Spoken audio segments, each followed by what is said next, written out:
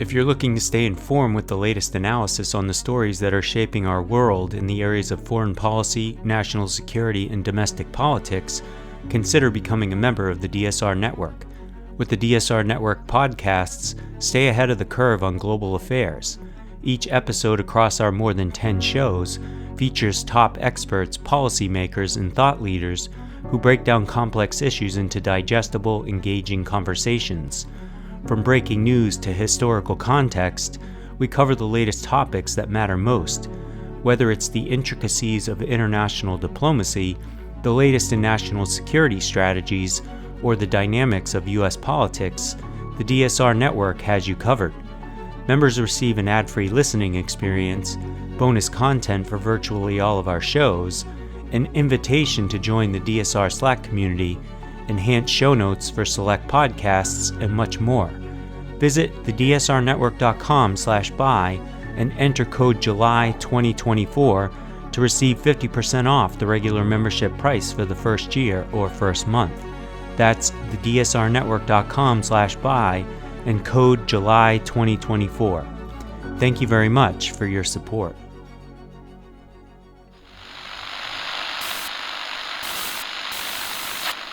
Nine, 12, 10, 28, 2, 23. This is Deep State Radio, coming to you direct from our super secret studio in the third sub-basement of the Ministry of Snark in Washington, D.C., and from other undisclosed locations across America and around the world. Hello, happy holidays. Here we are again. Deep State Radio, the usual gang, talking about, I don't know, the big stories of the world. I thought we'd talk today about the most powerful person in the world. Now, I wrote a piece a while back, once upon a time, when I was the editor of Foreign Policy, saying the President of the United States is no longer the most powerful person in the world. And I was saying it partially because at the time Obama was kind of dithering about, but also because I said, Xi Jinping, he's a dictator. He can do whatever he wants. Well, according to the U.S. Supreme Court, now the President of the United States can do whatever he wants.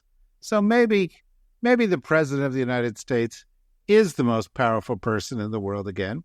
And at the moment, it's Joe Biden, but there is some controversy about whether he should even run for re-election following a debate performance that you guys can each characterize, but I would say was difficult.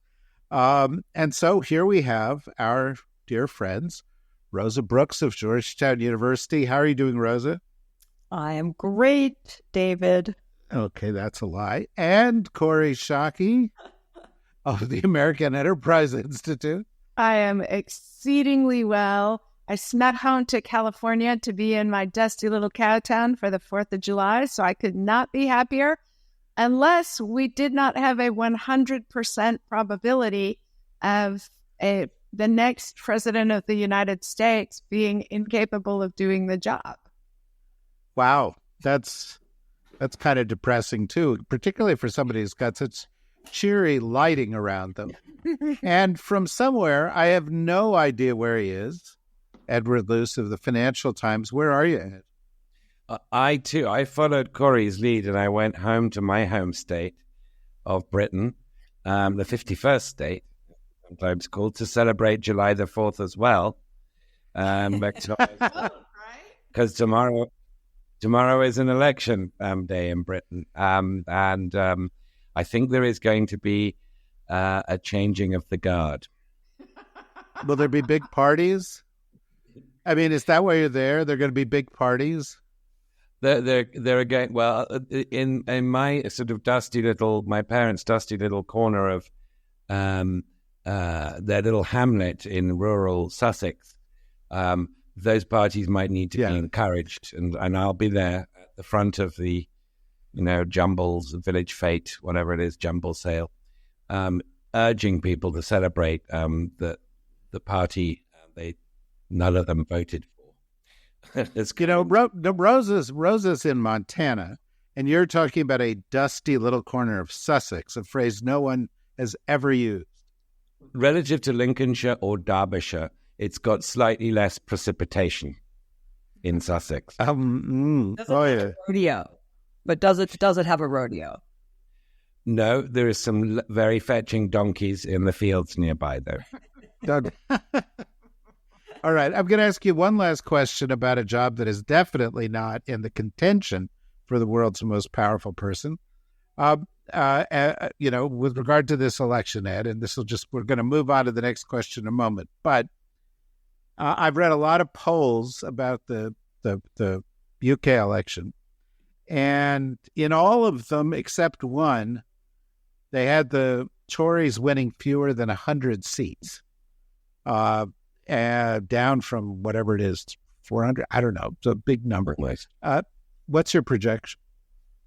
Well, Labour will be not just bigger than every other party combined, which is, of course, a majority, but probably twice the number of seats of every other party combined on the latest projections.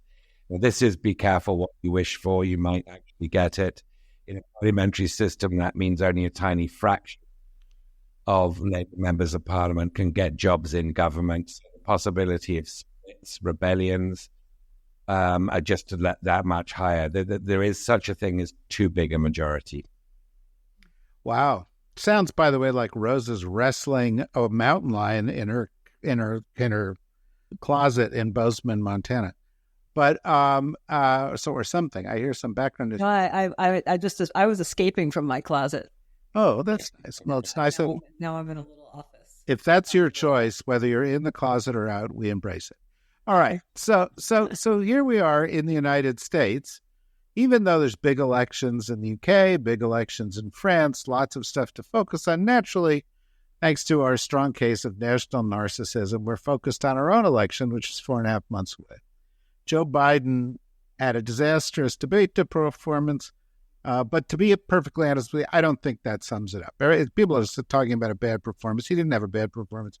He had a disturbing performance, because if you looked at him, you thought this man is ill, or this man is in decline, or this man is not in command of his faculties for much of this discussion.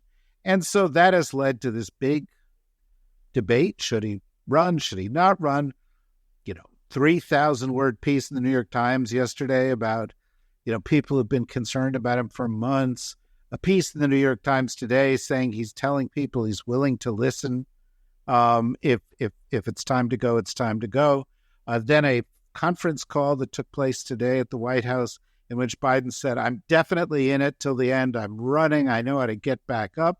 And at the same time as he was doing that, a New York Times poll, New York Times Siena poll that came out that showed that although Donald Trump's percentage of the poll has not moved at all, Joe Biden is now down 6% among likely voters and 8% among registered voters to Donald Trump, which, if you're concerned about, democracy or, the fate of the free world,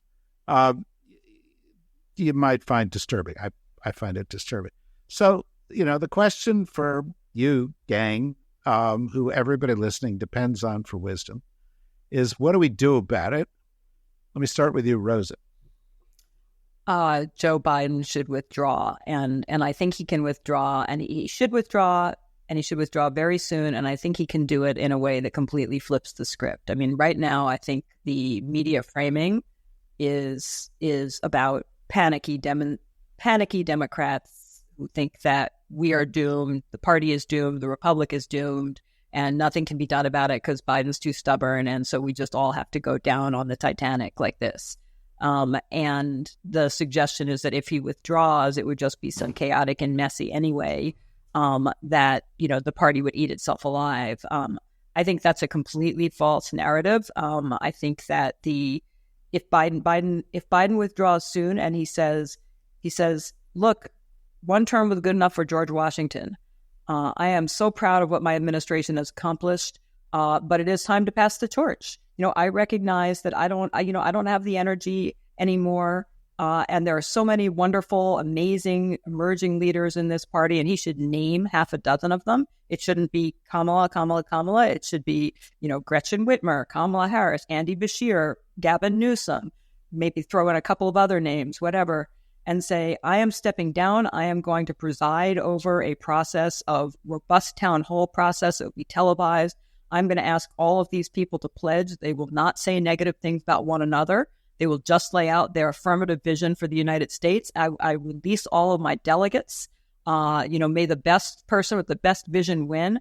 I think that completely flips the script from Dems are doomed to Dems, Biden is a patriot, a visionary, and we now have this incredible suspense as we watch these actually interesting and exciting people vied for a vision that will win over the Democratic Party. I think he can do that. I think it flips it completely from we are doomed to this is pretty exciting. Who's it going to be? And I hope to God that he has the wisdom to do that. I hope to God the people around him have the wisdom to make that call. Well, you make a lot of sense, but I'm going to leave it to Kori to identify the one thing you said that was incorrect. Hey. George Washington served 2 terms. That's the only thing that I would say that was incorrect. Everything else I agree with. Go off. Kori, what's your? I'd say Rosa's leaning forward, like I will Google this. I feel like the Democratic campaign song carrying out the Brooksian agenda should be George Washington singing One Last Time from Hamilton, right? It's nice. The nation really learns to move along. One person is an essential. So, couple of things. One is that, as you guys know, I was at the 80th commemoration of the Normandy landings, and the president was there. And the debate did not feel like an outlier to me after seeing him at Normandy. He's frail and halting. And yet, we Republicans, whose nomination Donald Trump is carrying into this presidential competition, have no right to complain about the Democratic candidate. Democrats saved us in 2020, and we renominated Donald Trump. So I feel like, Republicans should sit this one out instead of telling Democrats how they should save the republic.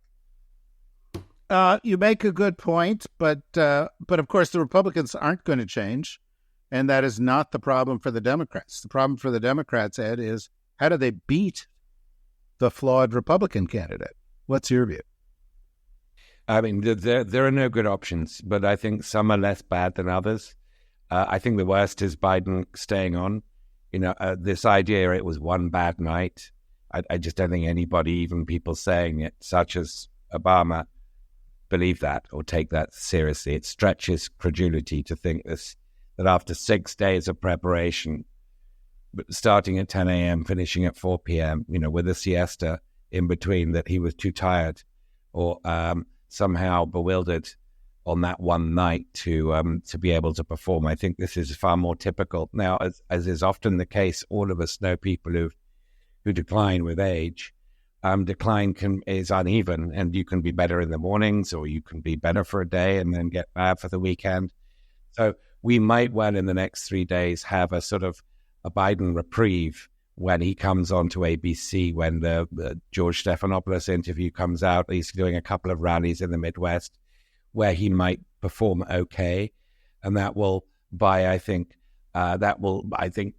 subtract much needed time for a process to find his replacement to get underway. That is my deepest concern. I think that is a scary option, because the party is not a unified party. It's a very diverse coalition, and it could devolve into an embittered contest, and some of the manifestations could be about demography. When we say let the best person win, used to be let the best man win, and it could be heard by many people as let the best white man win.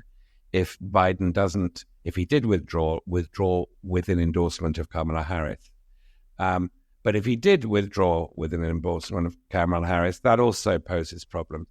So I think, on balance, the least problematic route here, the one most likely to produce people who can beat Trump, a ticket that could beat Trump in November, is an open convention with all the risks of the downsides that involve. There is also a potentially massive upside, which is by Labor Day, well, before Labor Day, by the beginning of the general election, the Democrats have two much younger, more energetic, articulate people who can swat down Trump's lies as he speaks them in a way that Biden's just not able to do so anymore. And this, I think, would be the option Trump would least want. It just completely flips the script. So I would definitely go for the gamble of an open convention over the, I think, near certainty of Biden just getting worse and going down to defeat and bringing the future of the U.S. Republic down to defeat with him in November. Yeah, I agree with many of the things you say, and I'm pondering a couple of the things that you said. I just wrote a column, which will be up in a little bit at the Daily Beast, in which I talk about the flaw in the reasoning of the White House to think that over a couple of days, over the next few days, they can somehow undo the damage of the debate. Nancy Pelosi posed it properly. She said, "Is this an incident or a condition?" And if it's condition, you may not know that. But what if you don't find out about it until October? What if on October 15th, Biden falls down the stairs, gets a flu, forgets something, freezes up like Mitch McConnell? Well, at that point, it's too late to fix it. And that'll be the story for the last 2 weeks of the election. And I've heard that over and over and over again from a lot of people, including people like you guys. For months that's been the fear of people, because what Kori's reporting, I can give you 10 other stories over the course of the past year. I can give you 100 other stories that reinforce that. But I want to say one other thing, Rosa, before I turn to you, and that is, I know you also favor this open convention thing, and one thing I hadn't thought about, because I kind of favor, everybody uniting behind Kamala Harris, but one thing that I hadn't thought about that struck me as Ed was talking is, in terms of flipping the script, if you go the open convention route, for the first time in 8 years of American politics, Donald Trump's not on the front page for the next 2 months. The Democratic story will dominate the next 2 months in a way that there's no other way for that to be possible. Anyway, your reaction. No, I mean, if Biden just endorses Kamala Harris, then the story is, oh my God, we went from doomed to doomed. Nobody's excited about Kamala Harris, and that becomes the story about how unexcited people are by Kamala Harris. Whereas I think if it's an open convention and it's preceded, I mean, yes, Democrats are a coalition party, it's fragmented, et cetera, et cetera. But if Biden withdrew and had, Chuck Schumer, Hakeem Jeffries, standing by his side and said, here's what we're going to do. We're going to do these town halls. We are inviting these 6 people to participate. 5 people, 4 people, Kamala is one of them. And we're going to let the American people see all these people, see them talk about their visions. We're going to let the convention decide. Maybe Kamala Harris then surprises everybody by emerging as the most exciting, and articulate person with the best ideas. And then, and she's got an advantage being the vice president, obviously. And that's fine. But I think that's really different than just being like, oh, this person nobody actually voted for, who was actually extremely unpopular, she just automatically gets the nod. So I actually think that there is room here, not a lot, but there is still room here to turn this into a huge positive for the Democratic Party and therefore for the country. by allowing the exciting people in the Democratic Party, some of the younger folks to be up there talking about their vision. So it's not this sort of one geriatric evil guy who's crazy against another geriatric nice guy who we like but feel sad about. I mean, we've all had, if we wait until October, it's too late. We really are screwed. And I look at Joe Biden and I think he's been a really good president overall. Not so much on a few things in the recent months, but overall, I think he's been an excellent president. And I think he's had a career that should make him proud, should make America proud. But this is like the conversation I think many of us have had to have with, a beloved elderly relative where you say you shouldn't be driving anymore. It's not just about you anymore. This is about whether you're going to kill somebody else. This is not to say that you're not a wonderful, wonderful person. But it's time. You've got to stop, because right now this is just devastating for the country. I cannot see any good outcome if Joe Biden stays in the race. Yeah, I agree with a lot of that. But Kori, let me play the role that I played unpersuasively, apparently, for the past 3.5 years, and that's as the junior vice president of the Kamala Harris fan club. And let me say a couple of things about Kamala Harris. First, she is the only one who can easily take advantage of the $240 million that the Democrats have in their war chest right now, given the rules.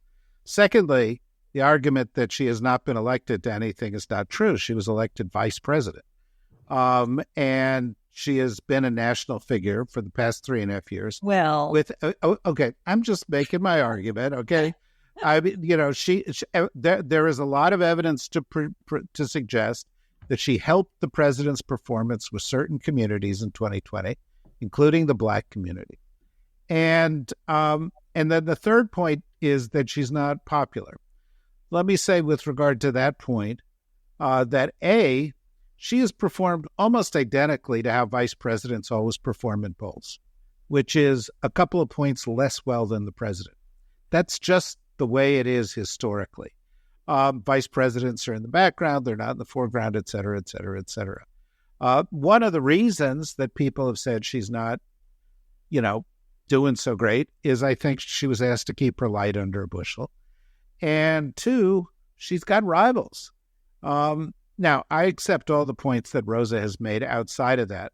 I just think, there's a case to be made of her. And by the way, at the White House, press conference that is occurring simultaneous to us recording this, the Karine Jean-Pierre said Kamala Harris is the future of the party. So they're kind of trying to have it both ways. Anyway, what's your thoughts, Kori? So I think your arguments are well made, David. I mean, vice presidents tend to be chosen not to upstage the president. And I think I vaguely remember back in the 2020 campaign that she had the best presidential announcement rollout of anyone. I mean, it was really fantastic. But I do think she has not performed particularly well. She has a great staff and she gives a good speech. She can't answer follow-up questions with any degree of expertise. President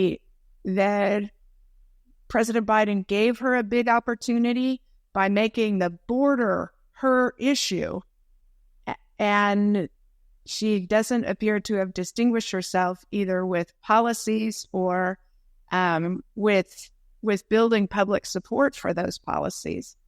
So I take your point that vice presidents are never all that exciting. Did anybody even know who Harry Truman was when FDR died? Pretty much not. And his fabulous line about the vice presidency being a warm bucket of spit, I think, is largely true. But a bunch of Trump-supporting Republicans are already getting traction on the case that a vote for Biden is a vote for Harris. because given his, his age and his health, you are essentially electing Kamala Harris president.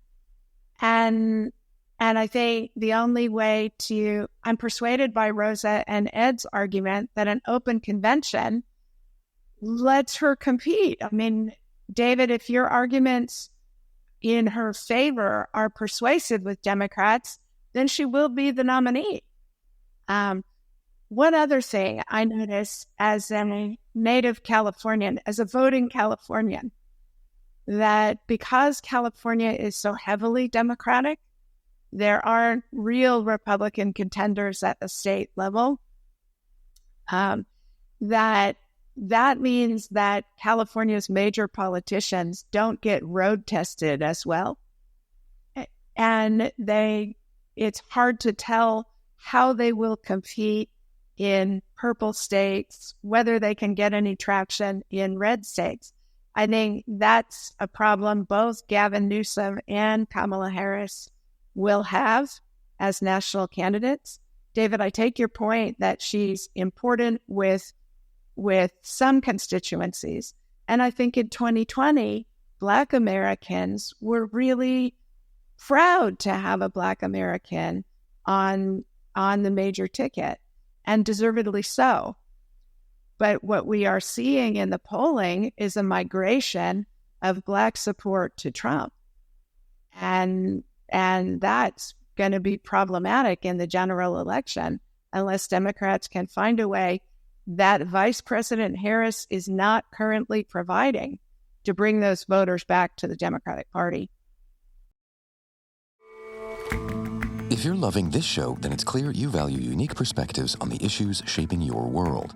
That's why you should check out The Intelligence, the free award-winning daily news podcast from The Economist and its global network of correspondents. And with a subscription to Economist Podcasts Plus, you can also get access to special limited series such as The Modi Raj, a brand new show introducing you to India's enigmatic strongman, plus The Economist's suite of in-depth weekly shows on business, China, American politics, and tech, all for just a few dollars a month.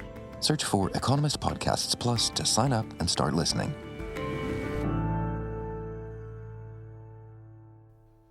Yeah, well, let me say a couple of things of that. And my job is not to defend her.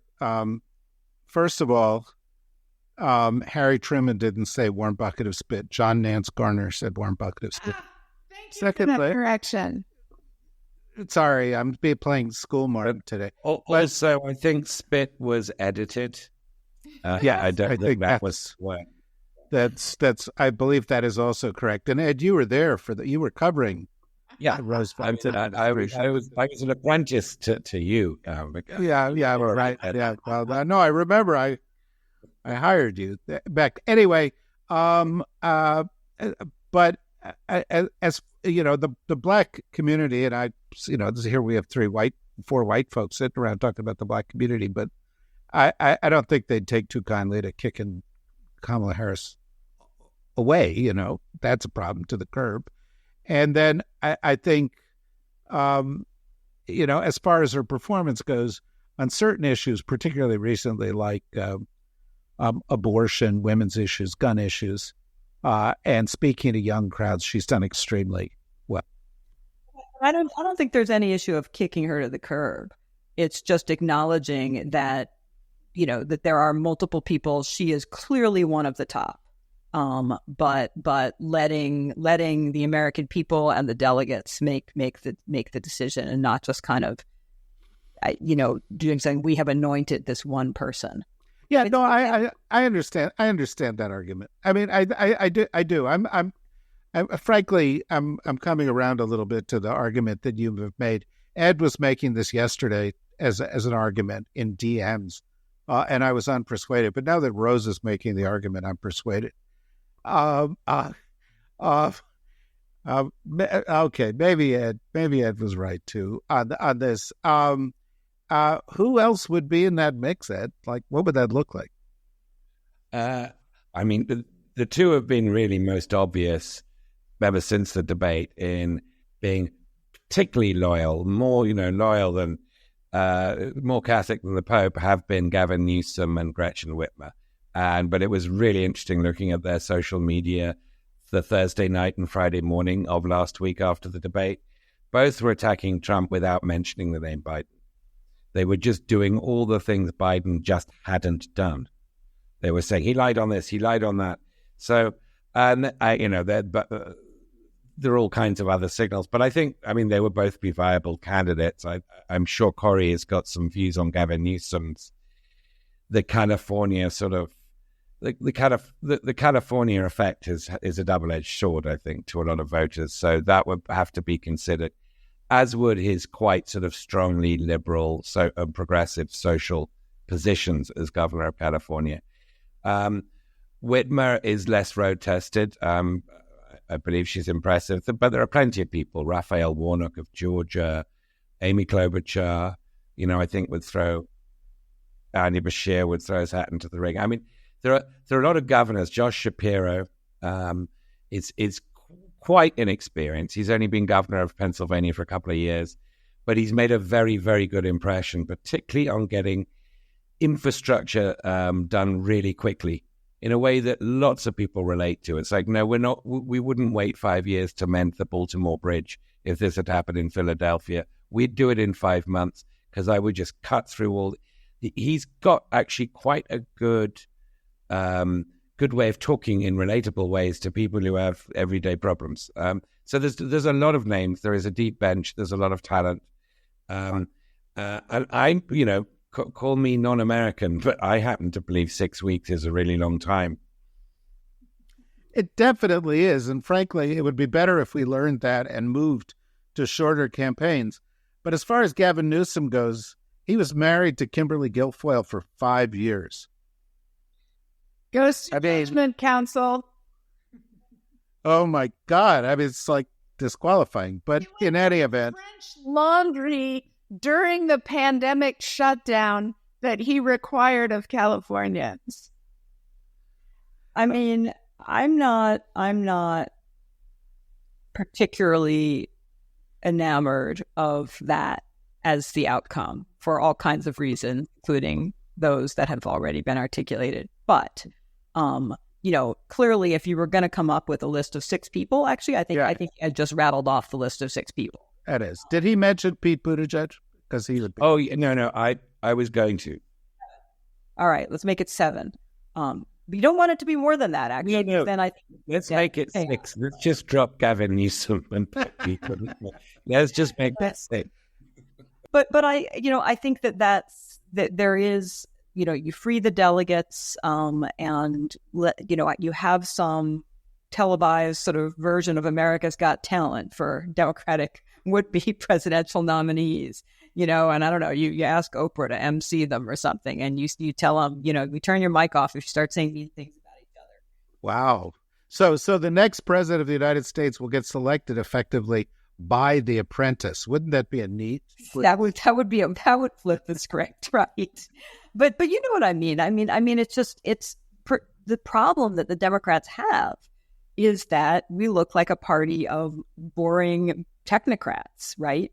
And this is actually an opportunity to put some people who appear to actually be living and breathing out there, push them to say something actually positive and interesting about the future, and then let the delegates decide. It would be an exciting convention. It pushes Trump right off the front page because suddenly he's scrambling to get a little bit of attention while everybody's trying to figure out, wow, what are the Democrats going to do? They've got all these choices. They're all viable, and anybody who emerges from that process would be a much stronger candidate than either Biden at the moment or Kamala Harris if she was simply the anointed, I guess we just have to go with her. Because then the story would be about then the media narrative would be about how unhappy everybody is that it just ended up being Kamala Harris, who nobody's excited about, as opposed to a narrative about, holy cow, there are all these people and here's who emerged. So, Kori, you've been in the middle of the national security establishment. You've watched presidents in times of great pressure. And one of the arguments that, how dare we talk about Biden is, well, this is ageist. Okay. But age is a real thing. And, if I look back on our history in the past, 100 years, Franklin Roosevelt was very ill. He looked much older than he was. he died in office. Dwight Eisenhower was a pretty old president. He had multiple heart attacks. He nearly died in office. He was on the ropes. Ronald Reagan was an old president, and I talked to members of his cabinet who loved him dearly, but who said the last 2 years of his presidency, he was not with it some of the time, and they would have to make decisions without him.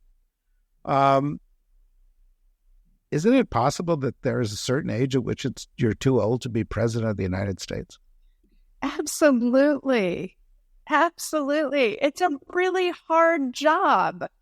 I mean, there's a reason that presidents go gray in office, because the relentlessness of problems that you are called on to solve and the pressure of the consequential decisions that a president makes all the time. Some people feel older than others. Some people feel younger than others. But major health events and advancing age really are problematic, and not just for the presidency. Look at the gerontocracy that is the Congress. Maybe in addition to a minimum age, we should have a maximum age. Although I suppose now that medicine's going to make it possible for us to live to 120 and we can all alter our genes to positive effect, that maybe that'll have to be a moving target. But I absolutely agree with you. I mean, the great Cold War historian Mark Trachtenberg argues that Dwight Eisenhower was never the same after his heart attack, and you can see a diminished judgment on his part and reaction time and all sorts of other indicators of failing ability to focus and concentrate. Yeah, by the way, Brett Scowcroft said the same thing about Dick Cheney.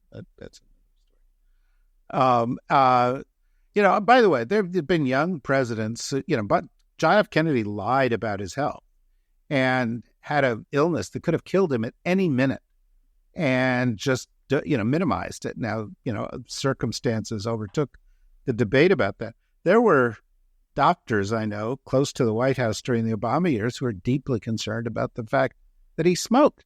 And there was a history of people dying from that early in it. So, these things are around, but this seems like a legitimate issue. Well, let's flip the narrative in the last 5 minutes we got here, or 6 minutes, so everybody gets 2 minutes. But Joe Biden is stubborn, and he did have a good first term. And there's a lot of people in the party who don't want to go against him. And the White House was holding a an internal meeting today saying we're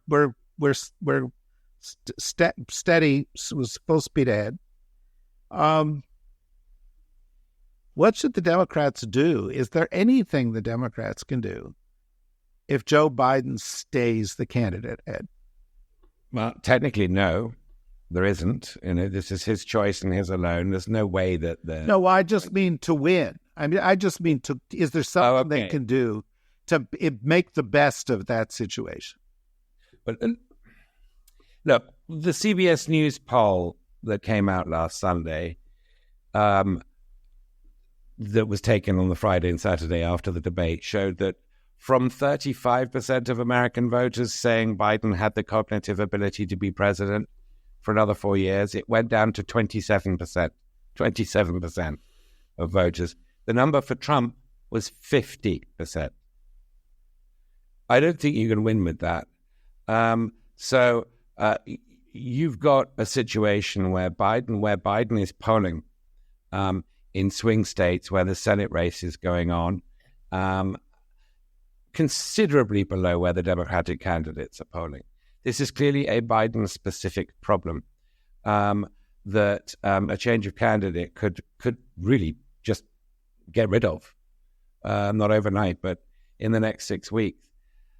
So I'm struggling to think of how you make the best of that bad job, because I'm so convinced he has to go and that he would be a drag on the ticket and he would lose the presidency, that it's very hard to think. But having a more vigorous and more prominent Kamala Harris to actually embrace what Kori was laying out as, one of the critiques of voting for Biden is that it's really a vote for Kamala. Well, try and disarm that by showing Kamala at a vigorous, articulate best. That might make up for some of Biden's lack of energy. Honestly, I don't think anything can really make up for the lack of energy at the top of the ticket. I'm really struggling to give a constructive answer to your question, David. Well, then let me move to Rosa. You give a constructive answer. Well, no, I mean, look, if we have to make the best of a bad bargain here, it's exactly that. That Kamala Harris, we try to put her out there and have her be at her best, and she can be very good when she's at her best. We try to convey the message at every possible level. This is, that the executive branch is a machine. It is not one person. It is a lot of people. We have a seasoned team. They have accomplishments behind them. Whether it is Biden or Kamala Harris, as long as you have somebody in the White House who is committed to democracy and to our institutions, this nation will get through the next 4 years. Trump is going to destroy everything. I would vote for a rock. I would vote for a cabbage over Donald Trump. It doesn't matter who it is. Trump is an existential threat. And this also makes it really critical in terms of the down ticket folks. We have to keep Congress. We have to get the House back. We have to try to get the Senate. This becomes even more important. I mean, that would be the argument. And it is not, sadly, an argument that I want us to be having to make. I mean, it's the argument we would have to make. It's the best argument that we would have available to us. But, as Ed says, I just, boy, do I not want to be in the position of having to make that pitch. Yeah, well, I mean, Kori, you can answer the question I've asked them, or let me add a dimension to it, which is Donald Trump has been very strangely and unusually wisely silent for the past week. He's just, doing that thing, which is, if your enemy is beating himself, don't stop them. Let them continue to do that, right? But at some point, they will have to re-engage. And the Republican Party is going to re-engage with candidate Biden by hitting them over the head with the poll that Ed just showed, which showed that 72% of Americans thought that Biden wasn't up to the job. And, it seems to me to be that's kind of, I don't know, shooting fish in a barrel. Is that what they do in Montana, Rosa? Shooting, is that what, how you kill fish? I don't know. I'm Jewish from New Jersey. You get fish in the store. But it seems to me to be a situation where we're not even cognizant of the vulnerabilities that may emerge if you stick with it. So, David, all I can say to that is you are exactly right. Oh, I love it when you say that and you don't mean Sanger. Well then, this is a tough discussion. I know it's a discussion that will produce a lot of pushback because, Ed, you and I have lived through having written columns that said this in the past week or two. And the shit that you get piled on by people who used to be like, oh, I think you're really smart, or now you're a complete MAGA traitor, and, it's crazy, right? I mean, it's crazy. Completely crazy. This is actually one of the worst things. I mean, and this point has been made by some in the media as well. This is supposed to be the Democratic Party. We don't do things just by nepotism. We don't do things because we're scared of people and we want to get the plum job in the next administration or the plum quote or the plum access. We do things because they're the right thing to do for the country. And that is why some of us are now saying Biden needs to withdraw, and he needs to withdraw in a positive way while he still can. And anybody who is claiming that that is somehow disloyal or unpatriotic, they're the one. I mean, that's the attitude, I think, that is, I associate more with the Donald Trump crowd, quite frankly. I have to say, I mean, the stories that, that the Democrats are the sentimental party and the Republicans are the ruthless one, they're not disabused by some of the debate I've been hearing in the last week. There's a lot of wishful thinking on the left. Yeah, but then there's also some dumb stuff, because I wouldn't have sent Hunter Biden into the meeting at the White House to deal with this. Anyway. Oh, God. Yeah, no, that was not great. Anyway, we have to wrap up here. And I don't like to do that. I love talking to you guys, but I hope you have a good holiday. And thank you very much, Kori. Thank you very much, Rosa. Thank you very much, Ed. Thank you very much, everybody, for listening. Have a great holiday. We'll be back. We'll continue to deal with the tough issues. Ed, be careful tomorrow night. There could be a lot of drinking and celebrating. And we'll see you all soon.